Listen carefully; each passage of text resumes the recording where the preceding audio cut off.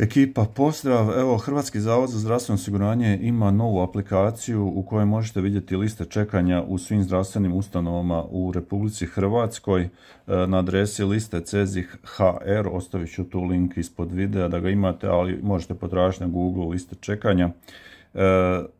Imaju tri opcije. Prvi, slobodni termini, liste čekanja za medicinski postupak i liste čekanja za zdravstvenu ustanovu. Najkorisniji za pacijente je liste čekanja za medicinski postupak. Znači, odaberete prvo to, onda ovdje odaberete medicinski postupak. Kao što vidite, lista je svih mogućih.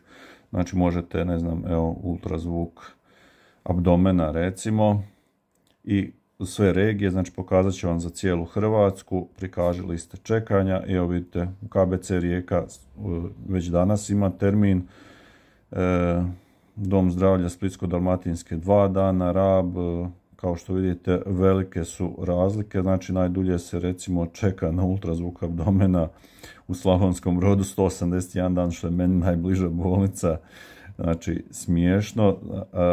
Evo možemo vidjeti recimo za moju županiju Brodsko-posavsku, vratit ću se nazad, znači lista čekanja za medicinski postupak, ultrazvuk abdomena i recimo Brodsko-posavska županija prikaže liste čekanja, evo u Novoj Gradiški se čeka 167 dana, u Slavonskom Brodu 181 dan, ali recimo evo pogledat ćemo Požeško-slavonsku jer mi nije daleko otići u Požegu.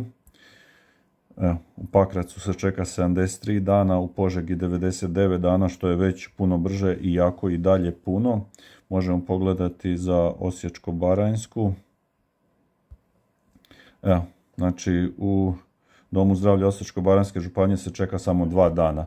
Znači, imate ovdje e-mail naručivanje dzobzhr, znači na taj mail pošaljete svoju uputnicu i dobit ćete odgovor u obliku, znači potvrde kad ste naručeni, koliko sati, koje vrijeme i sa uputama za kako trebate doći na pregled.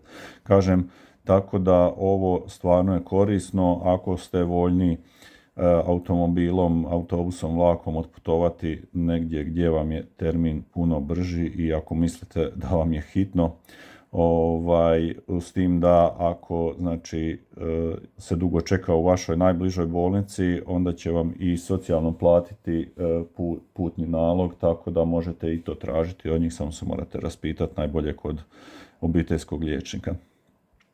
Kažem, nije loša aplikacija, puno bolje nek stara, je dizajnirana, kad se vratim sačuva, kažem, ima sve moguće preglede, evo možemo magnetnu rezonancu, magnetna rezonanca, evo dojke, da vidimo, to je ono jako velika gužva i možemo izabrati, sad ne može se odabrati sve, možda samo obrišete ovo i onda će biti sve regije, prikaže liste čekanja.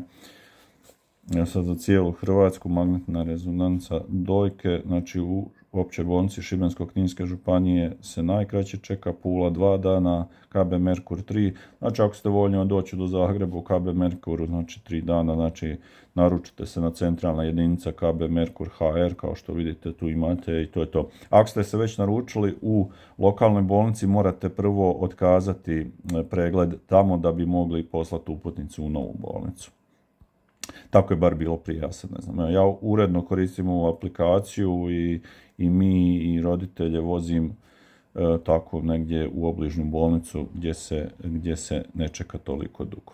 Evo, to je to. Ako imate kakve pitanja, pitajte ispod videa, zapratite me na YouTube-u, na blogu BS Wireless HR se možete preplatiti na newsletter gdje ćete dobiti obavijesti na e-mail o novim člancima, možete me pratiti na Facebooku BS Wireless. Evo, to je to. Lijep pozdrav!